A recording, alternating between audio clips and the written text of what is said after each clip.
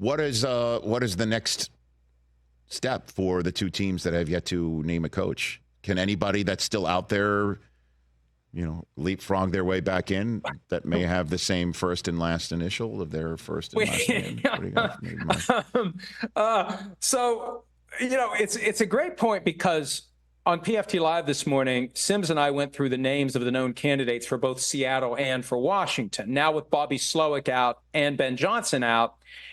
And how do you make a hire that's really going to get people fired up? Renew your season tickets, go buy hats and jerseys and get excited for the season to come. Because that's what a lot of this is. You want something that's going to get your people appropriately excited about what your product is going to be. And Rich, you've got Jerry Jones openly admitting yesterday that he would consider hiring Bill Belichick at some point in the future, which is just stunning if it comes from anybody but Jerry Jones.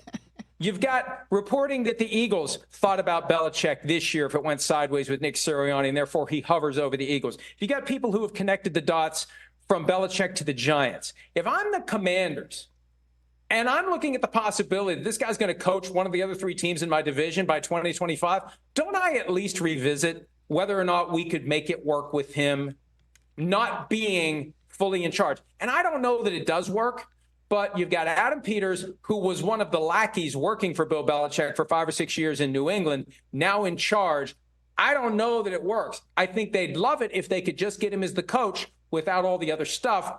I just don't know that it would work. But I would at least take another look at it because I'm looking at the possibility of Belichick coming to the division with the Cowboys, the Eagles, or the Giants come 2025. Any sense this has to get done before next week because the league doesn't want a coach hiring announcement during the Super Bowl week, or they're waiting? Anybody on either one of these staffs they'd possibly be waiting for, a la Jonathan Gannon from last year, or Josh McDaniels when the Colts were? Oh, never mind. Nice.